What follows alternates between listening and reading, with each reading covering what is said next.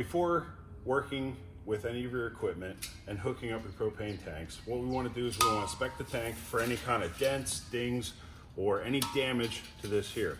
This tank here, the collar on the top is a little bent up, but it's not busted on the welds or anything like that. Our rubber seal on the inside there looks pretty good. I don't see any dry rot or any obstructions in there. My valve opens and closes like it should. The foot ring on the bottom is also in good shape. There's nothing wrong with that one. What we are looking for, and we don't want to use, are any propane tanks where the foot ring is bent, damaged, otherwise. And we can see here, this is mostly surface rust, but the tank does not look great.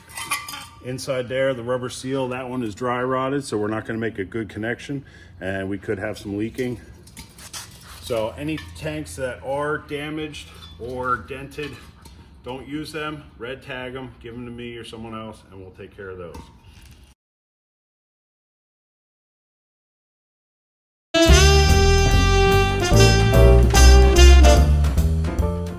Again, we're inspecting all the tanks to make sure there's no damage. This is a steel tank. Typically, you can tell it's a steel tank because it is painted. We have our connections up here, which look phenomenal. This tank was actually recertified because it was out of date. That is something where you guys shouldn't have to check. That is something we'll take care of. But everything looks good. Gauges are good, valves work, everything works. It is nice and tight. Aluminum tanks, we also want to inspect them, take a look at them, make sure foot rings are not damaged. Our valves look pretty good. Everything seems to be working fine. We look inside, no dry rot, that looks good. Everything looks toasty. Now, with these tanks here, this is a liquid tank. You wouldn't know it because it doesn't have a sticker. But what you want to look for is on the top here, it has a red ring and it usually says liquid on there. So we know that this one is a liquid tank. All right, this is an aluminum tank. This is a vapor tank, and we can tell because it has a sticker, but not only that, it doesn't have that red ring on the valve here that says liquid. So we know this is vapor. One of the important things about this vapor tank is that it has the green ring across here. So this is a horizontal vapor tank. So when you turn it with the valve facing down, that's going to be vapor only. Now we use those on some of our ride-on trial machines and stuff like that. Now, we get these tanks, before we put them on any of the equipment, we want to look it over, make sure there's no hefty dings, dents, or any gouges in the metal or anything like that. This tank looks good. Foot ring, no damage. All the valves, they look good. I look at my seals in there. I got a little bit of debris, but as long as when you screw it on there, it's nice and tight. So another thing I'm gonna check, everything looks good. There is a problem with this tank though. As soon as I go to open it up, that starts leaking propane. That should not do that. That valve is bad because the seals went bad.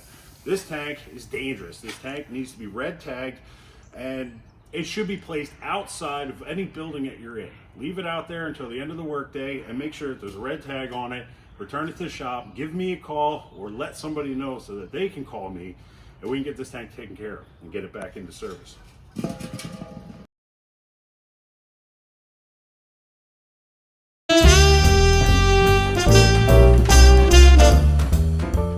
So what we're looking at here is a green ring. This is a horizontal vapor tank. These are the tanks that we use on our ride-on trial machines.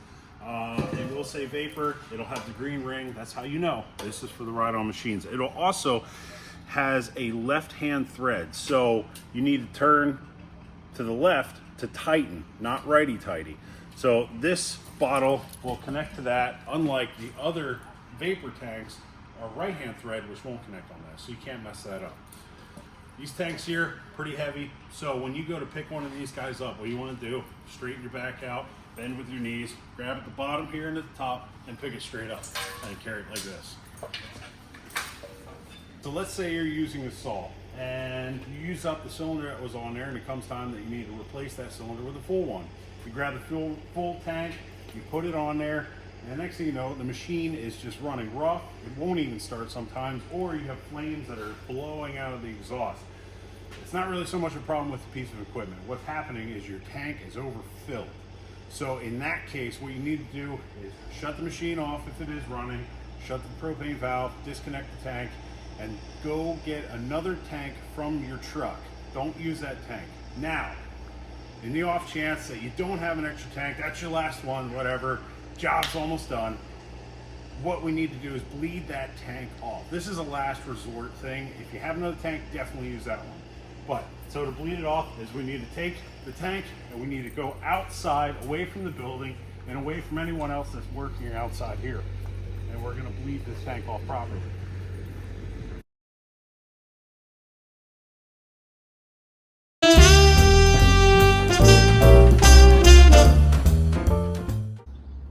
So what we're looking for is any piece of equipment that isn't running properly. There could be an issue with the piece of equipment, or it could be the tank is overfilled. Depends on what it is. If it runs on vapor and the tank is overfilled, you could be blowing flames, it's not running right, it's idling weird. So what we want to do is shut off the piece of equipment. You want to shut your propane valve, remove the propane tank from the piece of equipment, and then we're going to check to see if it is overfilled. Before you check any of the valves, if you have some kind of gloves to put on, liquid propane, when it gets on your skin, is very, very cold, and it'll leave you with frostbite. So if you have a leather glove that's not permeable and it won't absorb liquid, is fine. These gloves here, a lot of us use them. As long as there's no breaks in the rubber, it'll mostly protect you. It's still going to be very cold, but it'll keep the liquid from hitting your skin directly.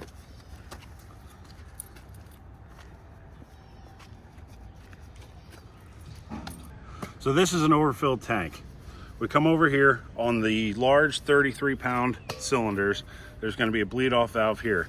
What you want to do is you want to turn that, and if you see straight liquid blowing out of that valve, that is an overfilled tank. That is a problem when it comes to vapor machines.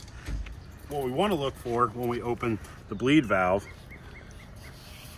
is no liquid spraying out, but you can hear it hissing. So there's no liquid, but it's hissing. Make sure you close those tightly when you're done. The smaller tanks on our saws that we use, they have a bleed off valve on the side here. You're gonna need a flathead screwdriver. Insert it there, make sure your hands are clear, and turn that. This tank is a little overfull. You can see how it's almost pulsing. That's not terrible for these tanks. It's still very much usable.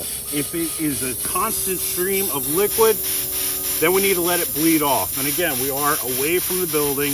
We're letting it bleed off out here, and we're good to go. Once you're done, tighten that back up, and that tank is bled.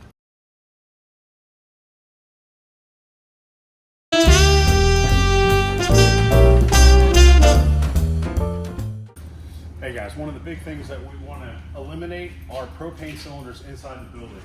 So right now, I get it. You get back, hard day of work, you just want to stick that piece of equipment there and be done with it. But we have to remove the propane cylinders from the piece of equipment before we put it in the building. Especially this one here is still hooked up. That is a no-go. Luckily the valve was closed, so we wouldn't have any problems.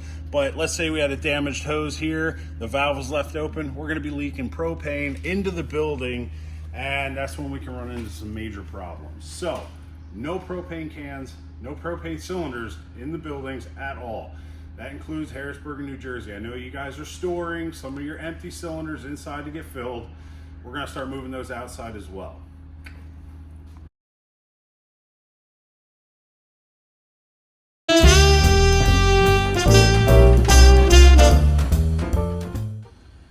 So before hooking up your propane cylinder to any of the equipment, also, I need you to inspect your ends and stuff. This end here, you can see there's a lot of scratches, there's a lot of damage to it and stuff like that. It doesn't look too terrible, but if you have any questions, definitely take a photo of it and send it to me if you think that it is too damaged to be used.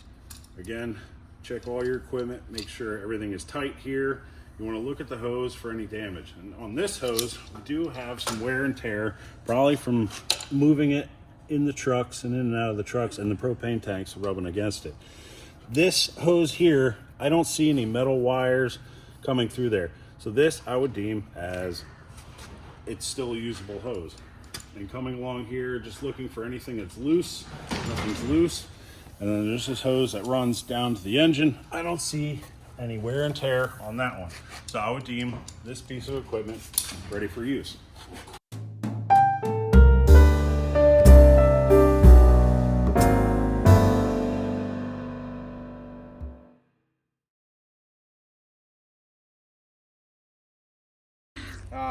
Fire extinguishers are extremely important to have, not only on every single job site, but also in the trucks in the event of a fire.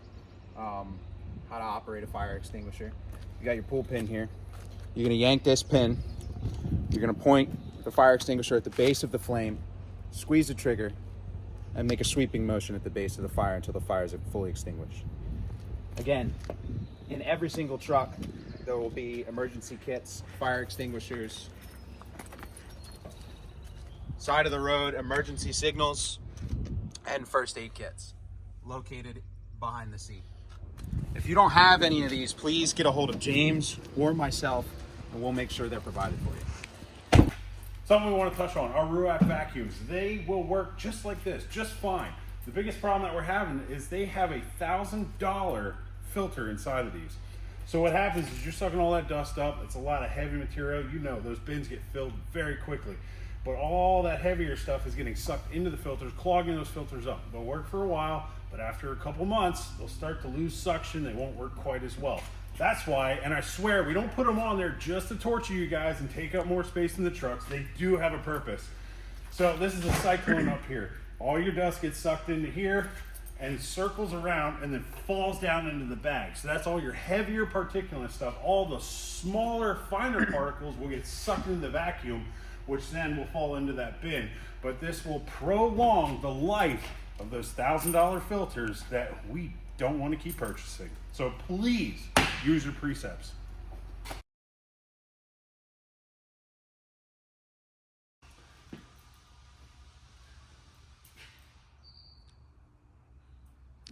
The green with the vapor tanks is a horizontal tanks. A lot of times,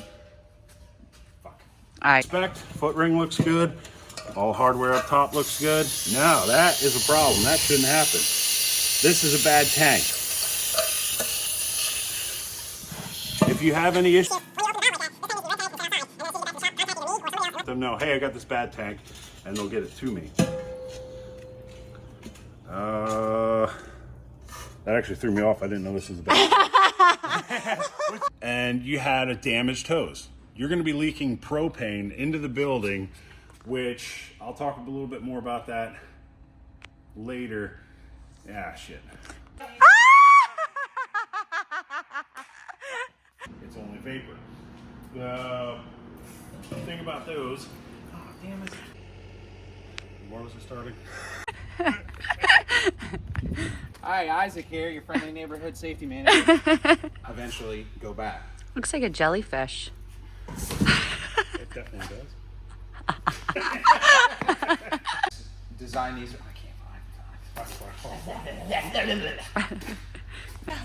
Yeah, now fall backwards. Yeah.